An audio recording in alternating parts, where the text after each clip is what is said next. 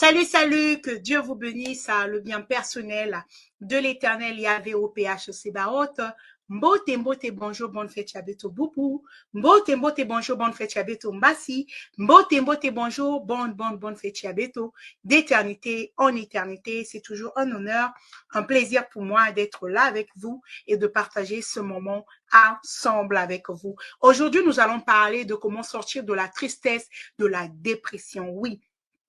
Tu vis beaucoup de situations, les gens t'ont rejeté, tu es incomprise autour de toi, il n'y a que des mauvaises nouvelles, tu as perdu ton emploi, tu as perdu ton boulot, les gens te foutent, les gens sur qui tu comptais t'ont abandonné, ta famille t'a rejeté pour X ou Z raisons et tu es attristé. Cette vidéo, elle est pour toi. Si tu veux sortir de cette tristesse-là, tu veux retrouver ta joie, tu veux retrouver le bonheur de vivre, reste avec moi jusqu'à la fin de cette vidéo. Donc, nous allons prier pour donner ce moment entre les mains de l'Éternel. Seigneur Dieu Tout-Puissant, Dieu d'Abraham, d'Isaac et de Jacob, Seigneur Jésus, je t'invite, viens et prends le contrôle de ce moment, que ce moment soit un moment de bénédiction pour un de tes enfants qui en a le plus besoin. Au nom puissant et glorieux de notre Seigneur et Sauveur, au Père Sébaoth, Dieu d'amour et de bonté, j'ai prié et demandé. Amen, amen, amen.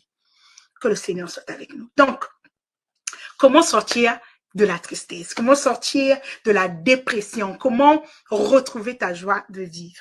Eh bien, c'est très simple. Avant toute chose, avant que je te donne le secret que j'ai à partager avec toi, je veux lire avec toi, on va lire, ok, dans Éphésiens 4, du verset 4 au verset 9. Éphésiens 4 au verset 4 au verset 9. Soyez toujours joyeux d'appartenir au Seigneur. Je répète, soyez joyeux. Que la bonté soit évidente aux yeux de tous. Le Seigneur viendra bientôt. Ne vous inquiétez de rien, mais en toute chose, en toute circonstance, demandez à Dieu dans la prière ce dont vous avez besoin et faites-le avec un cœur reconnaissant. Et la paix de Dieu, qui surpasse tout ce que l'on peut imaginer, gardera votre cœur, vos pensées en communion avec Christ. Enfin, frères et sœurs, portez votre attention sur tout ce qui est bon et digne de louange, sur tout ce qui est vrai, respectable, juste, pur, agréable et honorable. Mettez en pratique ce que vous avez appris et reçu de moi, et que ce que vous ne m'avez pas entendu dire et vu faire, et le Dieu vous accorde, et le Dieu qui vous accorde la paix sera avec vous. Amen, amen, amen. Donc ici, on nous donne le secret de la joie. On dit, soyez toujours joyeux d'appartenir au Seigneur. Donc si toi, tu vis des épreuves, des moments de difficulté, tu as incompris dans ta famille, il y a beaucoup de challenges dans tes finances, dans ton couple, dans ton boulot, dans ton business. Voici le secret pour toi pour retrouver ta joie. Tu vas prendre une feuille de papier, tu vas prendre un stylo, tu vas t'asseoir dans un endroit calme, sans bruit. Tu vas prendre ton stylo, tu vas l'ouvrir, tu vas prendre ta feuille, tu vas le poser et tu vas commencer à énumérer.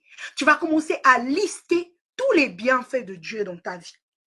Oublie le problème que tu vis, oublie ce qui prend ta paix, tu prends ta joie et commence à lister tout ce que Dieu a fait dans ta vie. Tu te rendras compte que tu as un toit, tu as une famille, tu as des enfants peut-être, tu as un emploi, peut-être que tu as une voiture, peut-être que tu as un boulot, tout ce que tu as de bien, tout ce que Dieu a déjà fait de bien dans ta vie. Peut-être tu vas te rendre compte que Dieu t'avait guéri il y a 5 ans, tu allais mourir. Tu vas te rendre compte que Dieu t'avait sauvé de cette situation. Les gens croyaient que tu n'allais jamais avoir d'enfant. Tu as eu un enfant. Les gens croyaient que tu n'allais jamais te marier. Tu t'es marié. Commence à lister tout ce que Dieu a déjà fait de bien dans ta vie.